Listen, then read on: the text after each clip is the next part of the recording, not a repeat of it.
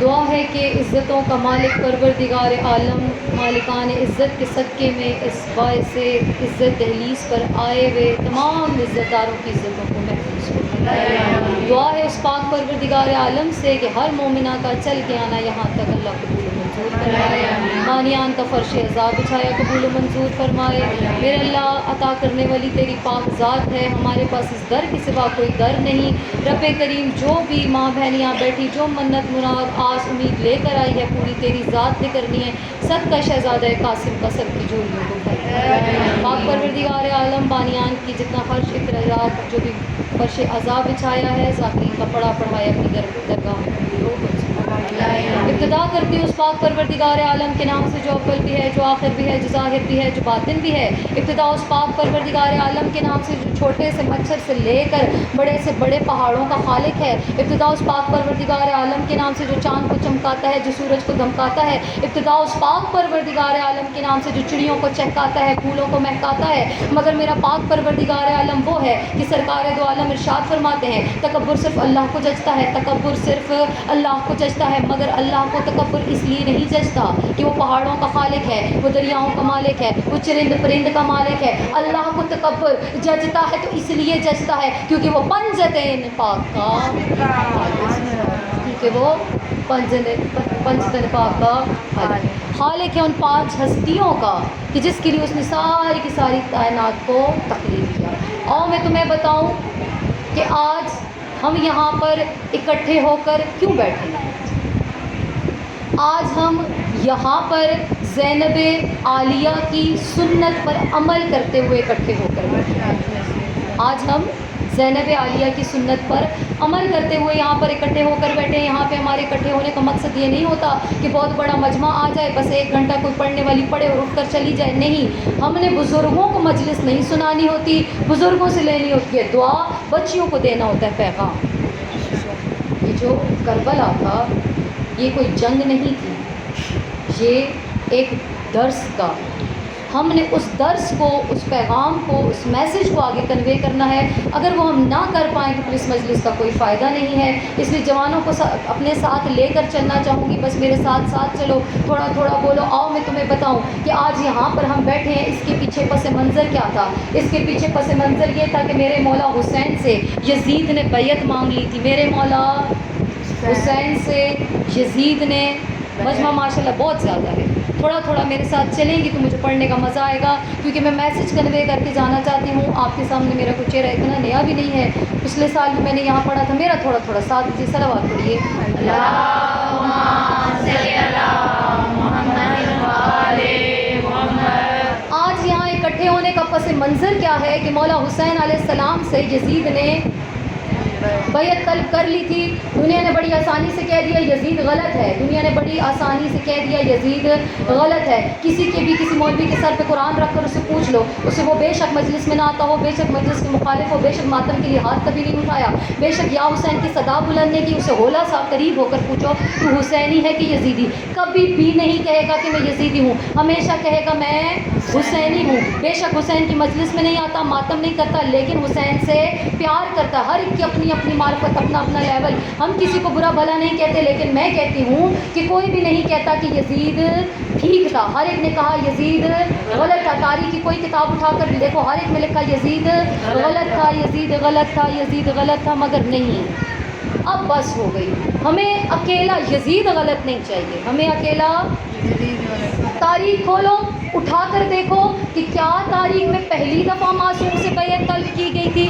اگر تو یزید نے یہ گستاخی پہلی دفعہ کی ہے تو پھر صرف یزید غلط ہے، اور اگر تاریخ یہ کسی کی بات کو دہرا رہی ہے تو پھر صرف یزید غلط نہیں ہے۔ وہ سارے اس فہرست میں غلط ہیں جنہوں نے یزید کو منبر رسول پر سوار کیا۔ تو پھر جرأت ڈالو دلوں میں، عقیدوں کو مضبوط کرو، پھر یہ کہو نا کہ حسین ٹھیک ہے یزیدیت غلط ہے، پھر کہو کہ حسین ٹھیک ہے یزیدیت غلط ہے، حسینیت ٹھیک ہے یزیدیت غلط ہے، امامت ٹھیک ہے یزیدیت غلط ہے، حسین ٹھیک ہے اجتماع غلط تھا، حسین ٹھیک تھا استقلال غلط تھا، حسین ٹھیک تھا کمیٹی غلط تھی، پھر جرأت ڈال کے کہو غدیر ٹھیک تھی اور سقیفہ غلط تھا۔ ہمیں صرف اکیلا یزید نہیں چاہیے، ہمیں صرف اکیلا یزید، اب ہمیں چاہیے تو وہ ساری فہرست چاہیے جس نے یزید کو اس قابل بنایا، یا میں ایسے کہوں جس نے یزید کو یزید بنایا، صرف ہمیں یزید نہیں چاہیے۔ آؤ میں تمہیں بتاؤں کہ میرے مولا حسین کو جب ولید کے دربار میں بلایا گیا، میرے مولا حسین سے اس نے کیا کہا تھا؟ یزید آپ سے بیعت طلب کر رہا ہے، یزید آپ سے بیعت طلب کر رہا ہے۔ میرے مولا نے کہا اس کے خط کو پلٹ پیچھے لے، انا حسین ابن علی، میں حسین علی کا بیٹا ہوں۔ میرے مولا میں کم علم ہوں، مجھے معلوم نہیں، مجھے سمجھ نہیں آئی کہ آپ نے یہ کیا کہا، میں علی کا بیٹا ہوں، یہ تو پورا مدینہ جانتا ہے آپ علی کے بیٹے ہیں، مکہ جانتا ہے آپ علی کے بیٹے ہیں، ہر کوئی جانتا ہے آپ علی کے بیٹے ہیں۔ مولا یہ بیعت کا جواب انکار کرنا تو انکار کرتے، یا آپ نے کیا جواب لکھوا دیا کہ میں علی کا بیٹا ہوں، میں علی کا بیٹا ہوں، میں علی کا بیٹا ہوں۔ میرے مولا نے یہ لکھوا کے ثابت کر دیا، جب میرا باپ اس جیسے کی بیعت نہیں کرتا تو میں تجھ جیسے کی کیسے کر سکتا، میں تجھ جیسے کی کیسے کر سکتا۔ اس کا مطلب یہ ہوا حسین جیسے بھی اور ہیں، یزید جیسے بھی اور ہیں۔ یہی تو وجہ تھی کہ انتقام امام سجاد نے نہیں لیا، انتقام ہمارا مہدی لے گا۔ اور جب میرے مولا آئیں گے، تشریف لائیں گے، انتقام لیں گے، اگر امام سجاد لیتے صرف اس دور کے یزیدیوں سے لیتے، اب جب مہدی آئیں گے تو ہر دور کے یزیدی سے انتقام لیں گے۔ بار میں آقا کی عظمت بلند کر صلوات اللہم صلی علی محمد و آل محمد، بار دیگر صلوات۔ اللہم صلی علی محمد و آل محمد۔ یزید نے حسین سے بیعت طلب کی اور حسین نے یزید کا ہاتھ واپس دے دیا، حسین نے یزید کے ہاتھ پہ بیعت نہیں کی۔ اور میں تمہیں بتاؤں کہ میرے مولا نے یزید کے ہاتھ پہ بیعت کیوں نہیں کی، کیونکہ یزید کا ہاتھ صرف یزید کا نہیں تھا، یزید کے ہاتھ کے اوپر اس کے باپ کا ہاتھ تھا، اس کے باپ کے ہاتھ کے اوپر ابی سفیان کا ہاتھ تھا، اس کے اوپر نمرود کا ہاتھ تھا، اس کے اوپر فرعون کا تھا، اور اس کے ہاتھ کے اوپر ابلیس کا ہاتھ تھا۔ ہاتھ میرے مولا کا بھی خالی نہیں تھا، حسین کے ہاتھ پہ حسن کا ہاتھ تھا، حسن کے ہاتھ پہ علی کا ہاتھ تھا، علی کے ہاتھ پہ محمد کا ہاتھ تھا، محمد کے ہاتھ پہ ابراہیم کا ہاتھ تھا، ابراہیم کے ہاتھ پہ موسیٰ کا ہاتھ تھا، موسیٰ کے ہاتھ پہ آدم کا ہاتھ تھا۔ میرے مولا نے بیعت والے ہاتھ کو رد کر کے بتا دیا کہ اگر میں تیری بیعت کر لیتا ہوں تو پھر اس کا مطلب یہ ہوا کہ حسین نے یزید کی بیعت نہیں کی، علی نے فلاں کی بیعت کر لی، محمد نے ابو سفیان کی بیعت کر لی، ابراہیم نے نمرود کی بیعت کر لی، موسیٰ نے فرعون کی بیعت کر لی، اور آدم نے ابلیس کی بیعت کر لی۔ میرے مولا نے ہاتھ کو پلٹا کر یہ ثابت کر دیا میں صرف حسین نہیں، میں 1.25 لاکھ انبیاء کا وارث ہوں۔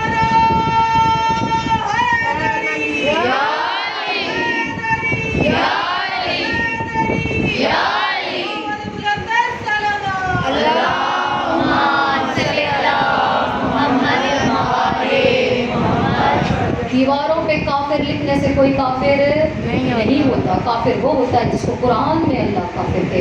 اور میں تمہیں بتاؤں یہ جو بیعت کا معاملہ چل رہا ہے، میری ماں بہنوں باتیں ساری آپ کی جانی پہچانی، بڑوں سے دعا لینی ہے، بچیوں کو سنانی ہوتی ہے، مجلس کے آنے والی نسل تک پیغام پہنچے، پتہ تو چلے کہ ہم یہ کالے کپڑے کیوں پہنتے ہیں، گھروں کو چھوڑ کر کیوں نکلتے ہیں، راتوں کو کیوں جاگتے ہیں، سر پیٹ کر کیوں روتے ہیں۔ اور میں تمہیں بتاؤں یہ جو بیعت طلب ہوئی تھی، یہ جو بیعت طلب ہوئی تھی، جو بیعت مانگی گئی تھی، کس کس نے بیعت کی، کس کس نے چھوڑ دی؟ صرف 72 نے حسین کے پیچھے بیعت سے انکار کر دیا، باقی سارے کے سارے جتنے بھی تھے سب کے سب نے بیعت تسلیم کر لی۔ یہ کون سے مسلمان تھے؟ کیا یہ صرف حسین کے دور کے مسلمان تھے؟ نہیں، یہ حسین کے دور کے مسلمان نہیں تھے، یہ وہ تھے جنہوں نے رسول اعظم کے ہاتھ پہ بیعت کی تھی، یہ وہ تھے جنہوں نے مولا علی کے ہاتھ پہ بیعت کی تھی، اب انہوں نے کی یزید کے ہاتھ پہ بیعت۔ جب معصوم کی بیعت کو چھوڑ کر کسی غیر معصوم کے ہاتھ پہ بیعت ہو جائے تو پہلی بیعت ختم ہو جاتی ہے، پہلی بیعت منسوخ ہو گئی۔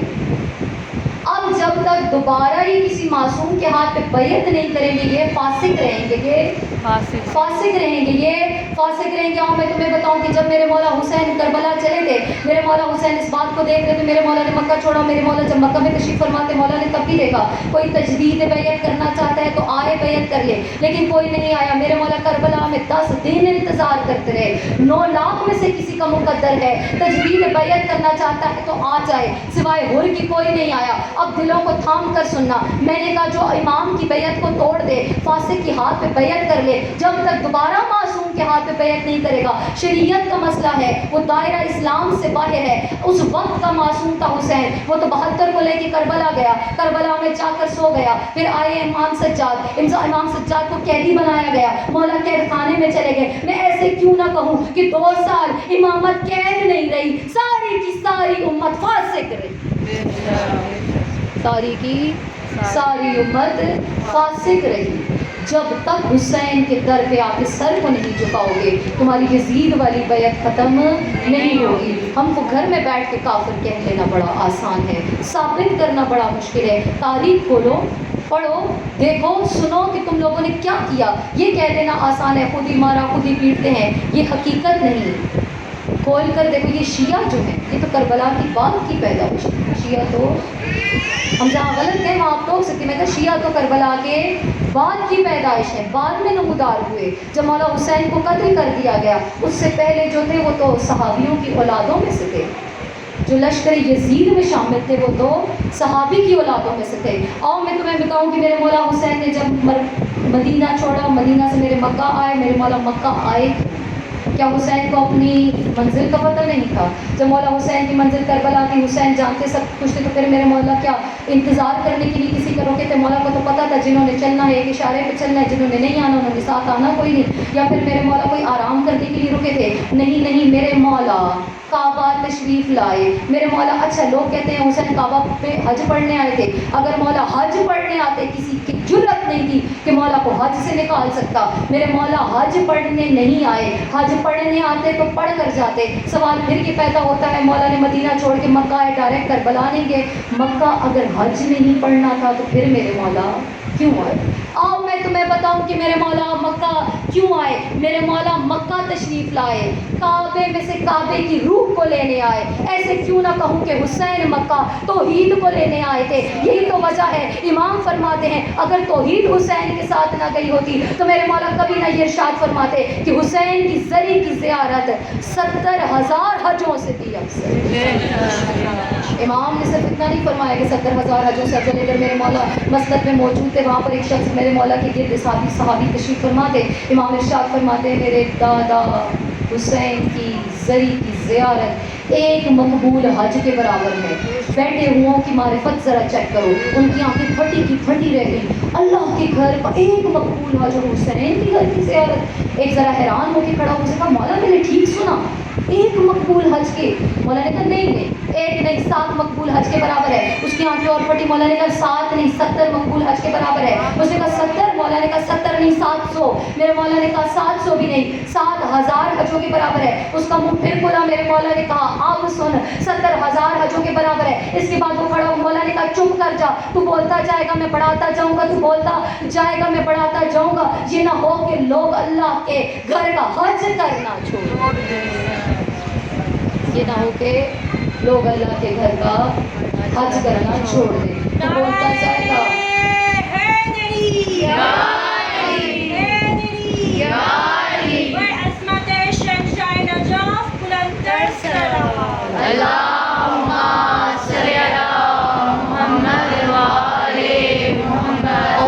سناؤں کہ میرے مولا مکہ کیوں آئے. میرے مولا مکہ آرام کرنے نہیں آئے, میرے مولا مکہ حج کرنے نہیں آئے. میرے مولا آئے تھے تو توحید کو لے جانے آئے تھے. مولا روز کعبے کی زیارت کے لیے تشریف لاتے تھے اور مسلمانوں کے درمیان کھڑے ہو کے خطبہ پڑھتے تھے. اور اپنے امام کا آخری خطبہ میں سناؤں کہ میرے مولا نے آخری بار جب کعبہ کے اندر تشریف لائے تو پھر ایک دفعہ میرے مولا نے ارشاد فرمایا, اے انسانوں.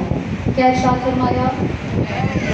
میں بات بھی اتنی مشکل نہیں پڑی کہ مجمع میرے ساتھ بولا نہیں. امام نے ارشاد فرمایا اے انسانوں. کھڑے جو ہیں وہ حاجی ہیں, کھڑے جو ہیں وہ نمازی ہیں, حالت وضو میں ہیں, احرام باندھے ہوئے ہیں, چہروں پہ داڑیاں ہیں, ماتھوں میں سجدوں کے نشان ہیں, مگر دل میں بغض علی. میرے مولا نے فرمایا اے انسانوں. امام نے مسلمانوں کہہ کر بھی انہیں نہیں پکارا. امام نے فرمایا اے انسانوں تمہیں پتہ ہے میں رسول کا بیٹا ہوں. علی سے تعارف نہیں کروایا, بطول سے تعارف نہیں کروایا, ارشاد فرمایا میں رسول کا بیٹا ہوں اور میں اللہ کے دین کی خاطر جا رہا ہوں. میں اللہ کے دین کی خاطر جا رہا ہوں. مجھ سے کوئی پوچھے کہاں جا رہی ہے, میں کہوں مجلس کی خاطر جا رہی ہوں. اس کا مطلب ہے جہاں پر میں تھی وہاں مجلس نہیں تھی، جہاں جا رہی ہوں وہاں مجلس ہے۔ تو رسول کے بیٹے نے کیا ارشاد فرمایا، میں اللہ کے دین کی خاطر جا رہا ہوں، میں اچھائی کو بڑھانے جا رہا ہوں، میں برائی کو روکنے جا رہا ہوں۔ اب میرے مولا اگر مدینہ سے نکلے تھے، مکہ نہ آتے، میرے مولا نے بڑے اجتماع میں اعلان کیا، بعد میں کوئی نہ کہے کہ حسین خاموشی سے چلے گئے تھے، ہمیں پتا ہوتا ہم حسین کے ساتھ جاتے۔ یہ حجت کا اہتمام کر رہے تھے میرے مولا، حجت کا اہتمام کرتے ہوئے میرے مولا نے توحید لی۔ میرے مولا مکہ کی روانہ، مولا کربلا گئے۔ کائنات میں 2 بار عشق ہوا، کائنات میں 2 بار عشق ہوا۔ ایک دفعہ اللہ نے محمد سے کیا، اللہ نے محمد سے عشق کیا، ساری کائنات بنا دی، اور ایک دفعہ عشق حسین نے اللہ سے کیا، ساری کائنات لٹا دی۔ اللہ اکبر، یا رسول اللہ، یا علی، یا علی، اللہم صلی علی محمد و آل محمد۔ یہی تو وجہ ہے کہ کربلا کو کربلا محلہ کہا جاتا ہے۔ مکہ مکرمہ ہے، مدینہ منورہ ہے، لیکن نجف اشرف ہے، محلہ کوئی نہیں۔ ایک محلہ وہ ہے اور ایک کربلا محلہ ہے۔ محلہ کہتے ہیں اس جگہ کو ہے جہاں پر توحید موجود ہو۔ اب جس کو توحید چاہیے ہو کربلا جائے، توحید چاہیے کربلا جائے۔ بس منافق سے جملہ برداشت نہیں ہوتا، کچھ منافق سن رہا ہو تو ایک دفعہ کہے گا یہ کیسی باتیں کرتی ہیں، توحید ہم کربلا میں حسین سے نہیں، توحید سے ملنے جاتے ہیں، جملہ برداشت نہیں ہوتا۔ چھوٹے چھوٹے بچوں کو ہمیشہ پڑھایا جاتا ہے بتا اللہ کہاں ہے، بچے کہتے ہیں ہر جگہ موجود ہے، ہر جگہ موجود اللہ برداشت ہے، مگر کربلا میں برداشت نہیں ہوتا۔ ہم کربلا میں حسین سے ملنے نہیں جاتے، توحید سے ملنے جاتے ہیں۔ حسین کی زری پہ لکھا ہے میں حسین کی زیارت حسین کی نہیں، میں حسین کی زیارت اللہ کی زیارت، اللہ کی زیارت ہے۔ تو میں نے کہا کہ میرے مولا حسین مکہ میں تشریف لائے تھے توحید کو لے لی، اب میرے مولا نے توحید لی، اب میرے مولا کا عشق کا امتحان شروع ہونے لگا۔ اپنے حسین کے فضائل پڑھ رہی ہوں، میرے مولا کربلا کی زمین پر آئے، میرے مولا نے عشق کا امتحان دینا ہے۔ ایک دفعہ عشق کا وعدہ لیا تھا، اللہ نے ارشاد فرمایا تھا عالم ارواح میں مجھ سے عشق کون کرے گا؟ ابراہیم نے ہاتھ کھڑا کیا، اللہ میں تجھ سے عشق کروں گا۔ اللہ نے کہا ٹھیک ہے، وعدہ وہاں پہ ہوا، امتحان وہاں پر ہوگا۔ عشق میں امتحان ہوتا ہے 3 چیزوں کا، مال دینا پڑتا ہے، جان دینی پڑتی ہے، اولاد دینی پڑتی ہے۔ آؤ تمہیں میں پہلا امتحان ابراہیم کا سناؤں۔ ابراہیم نے اپنی جان کو حاضر کیا، اللہ نے کہا کود نارے نمرود میں، ابراہیم آنکھیں بند کر کے کود گیا۔ اللہ نے کہا دے اپنا مال، ابراہیم نے ایک تسبیح سننے کے لیے سارا ریوڑ دے دیا۔ اب اللہ نے کہا دے اپنی اولاد، ابراہیم نے کیا کیا؟ ابراہیم نے اپنے بیٹے اسماعیل کو لیا، آنکھوں پہ پٹی باندھی، بیٹے کے پاؤں میں رسی باندھی، ہاتھ سے چھری لی، ابراہیم اسماعیل کو لے کر چلے، ابراہیم نے ادھر چھری چلائی، آنکھوں سے پٹی کھولی، چھری پہ دیکھا تو خون تھا، نیچے دیکھا تو جانور تھا، ادھر اسماعیل تھا۔ ابراہیم نے پوچھا یا اللہ قربانی کیوں نہیں لی، یا اللہ قربانی کیوں نہیں لی؟ اللہ نے ارشاد فرمایا تو خلیل ہے عاشق نہیں، تو خلیل ہے عاشق نہیں۔ ابراہیم گھبرا کے بولے یا اللہ عشق کس کو کہتے ہیں، یا اللہ میں عاشق کیوں نہیں؟ اللہ نے فرمایا اگر عاشق ہوتا آنکھوں پہ پٹی نہ باندھتا، بیٹے کی رسی نہ باندھتا۔ ابراہیم نے جگر پہ ہاتھ رکھ کے کہا یا اللہ میرا بیٹا ہے۔ اللہ نے کہا میری محبت پہ اس کی محبت غالب کیوں آئی؟ تجھے نہیں پتا میں اللہ شراکت برداشت نہیں کرتا۔